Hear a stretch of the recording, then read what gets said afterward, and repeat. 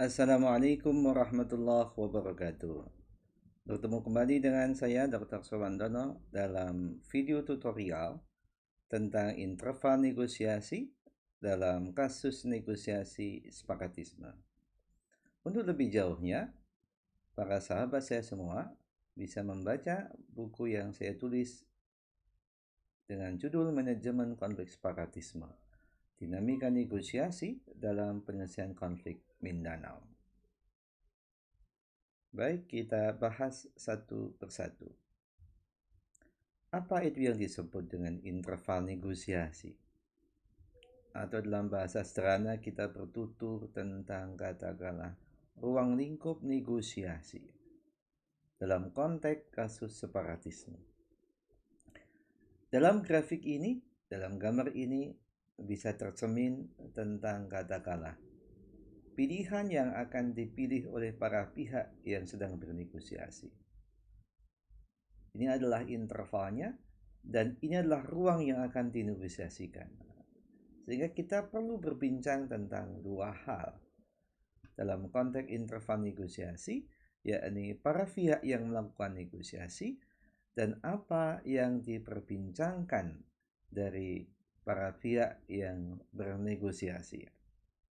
Dan dalam ruang apa yang nanti bisa mengakomodasi tuntutan ataupun keinginan para pihak yang bernegosiasi.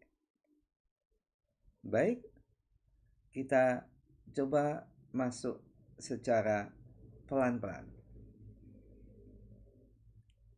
Dalam konteks range of negosiasi, maka kita akan berbincang katakanlah siapa saja dalam kasus separatisme yang bernegosiasi. Betul, sejarah sederhana para pihak yang bernegosiasi dalam konteks separatisme itu terbagi ke dalam dua kelompok. Pertama adalah pemerintah atau negara yang memiliki tujuan utamanya adalah menjaga kesatuan wilayah. Sehingga opsi yang paling utama dari negara adalah bagaimana membangun politik reintegrasi. Bagaimana menyatukan kembali para pihak yang hendak memisahkan diri kembali ke pangkuan Ibu Pertiwi. Sedangkan pihak kedua adalah masyarakat yang hendak memisahkan diri. Tuntutan utamanya adalah memisahkan diri untuk menjadi negara yang merdeka, negara yang berdaulat secara penuh. Nah, ini adalah tuntutan maksimal dari para pihak yang sedang bernegosiasi. Dalam konteks negosiasi, maka kita perlu membangun yang kita sebut sebagai alternatif ketiga. Artinya, negosiasi dalam konteks isu separatisme tidak kemudian memberikan pilihan secara ekstrim kepada para pihak. Dan basis utama dalam konteks negosiasi itu ada dua pendekatan besar, yakni pendekatan yang berbasis problem solving dan pendekatan yang berbasis distributive power.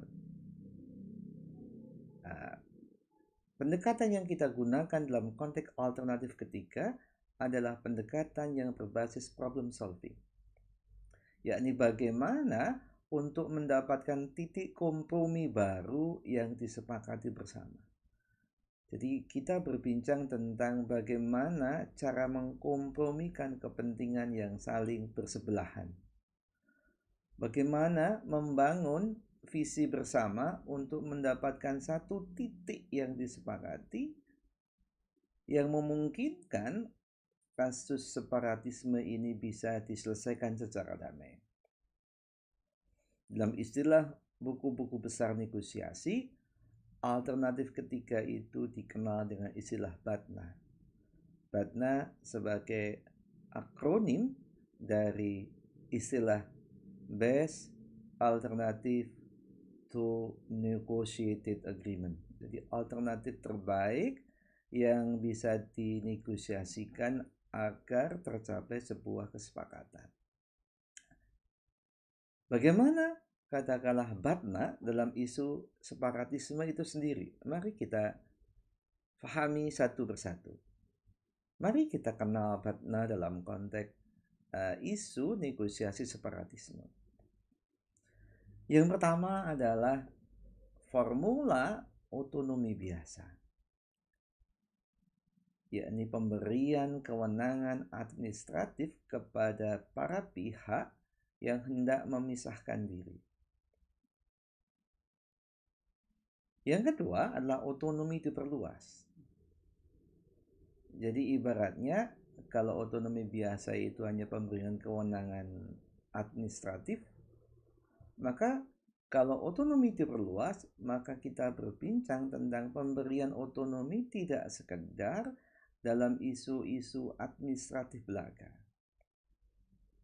tetapi juga pemberian kewenangan dalam pengelolaan sumber-sumber finansial, sumber-sumber sosial, sumber-sumber budaya tertentu. Yang ketiga adalah otonomi khusus atau special autonomy. Jadi pemberian kewenangan khusus bagi kelompok yang hendak memisahkan diri. Nanti kita akan bahas di dalam slide berikutnya, termasuk dengan contoh-contohnya.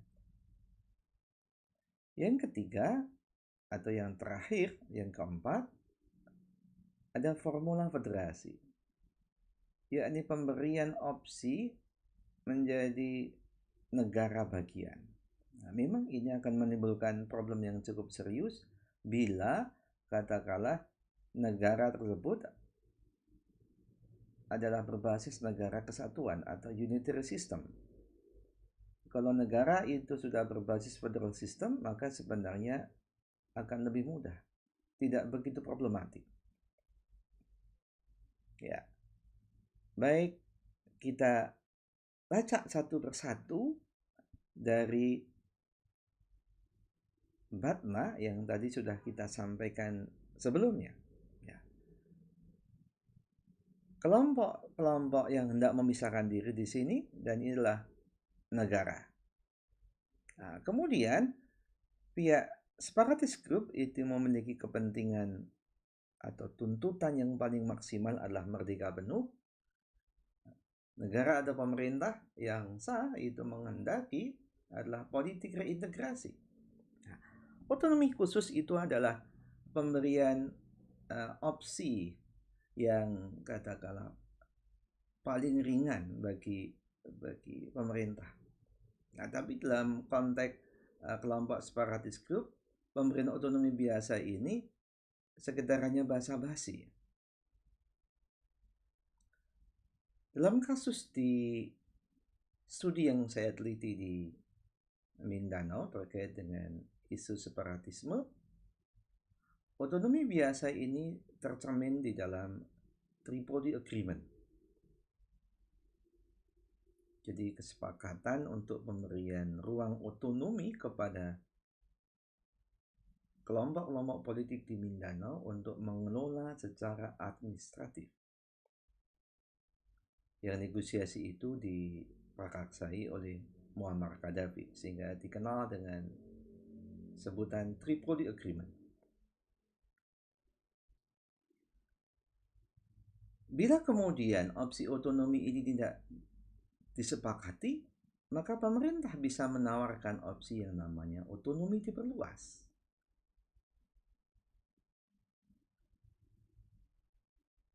Otonomi diperluas adalah pemberian akses yang lebih banyak kepada kelompok-kelompok yang hendak memisahkan diri untuk bisa mengelola sejumlah sumber-sumber baru, tidak sekedar sumber-sumber administratif. Nah, dalam konteks sejarah negosiasi separatisme di Mindanao, ini adalah yang dikenal dengan namanya Jeddah Accords yang difasilitasi oleh Arab Saudi, yang mempertemukan antara pihak dari Mindanao yang diwakili oleh Moro National Liberation Front bertemu dengan pemerintah Filipina. yang ketika itu pemerintah Filipina berada di dalam era pemerintahan Corazon Aquino. Kalau Tripoli Agreement itu 1978, otonomi berluas ini ditawarkan oleh pemerintah Filipina pada 1988. Ternyata opsi ini belum bisa menyelesaikan, sehingga isu konflik di Mindanao belum selesai. Maka di era pemerintah selanjutnya, yakni di pemerintah Fidel Ramos, itu menawarkan formula negosiasi baru.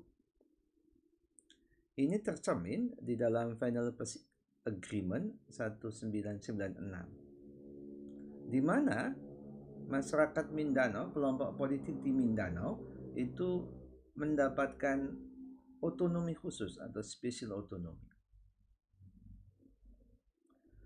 Dalam negosiasi sampai hari ini, kemudian otonomi khusus ini juga dilangsungkan. Template ini juga dipilih oleh Indonesia tatkala mengelola isu separatisme di Aceh yang diwakili oleh kelompok-kelompok Gerakan Aceh Merdeka ataupun kelompok-kelompok yang ada di Papua yang diwakili organisasi Papua Merdeka. Pemerintah memilih opsi otonomi khusus. Kemudian alternatif berikutnya adalah alternatif formula politik federasi atau negara federal. Kembali saya tegaskan, dalam konteks negara kesatuan, opsi ini memang sangat problematik karena harus mengubah undang-undang. Ini harga yang terlampau mahal. Opsi ini pernah ditawarkan oleh pemerintah Fidel Ramos tatkala untuk mempersuasi kepada Nurmi Suari, kepada kelompok-kelompok MNLF agar bersedia bernegosiasi. Namun akhirnya pemerintah Filipina yang memang sistem negaranya adalah berbasis unitary system, negara kesatuan, Supreme of Court atau Mahkamah Agung dari Filipina kemudian menolak opsi ini. Ya, demikian perbincangan kita tentang interval negosiasi dalam kasus separatisme. Mudah-mudahan bermanfaat. Kita akan bertemu pada sesi tutorial berikutnya. Saya akhiri. Assalamualaikum warahmatullahi wabarakatuh.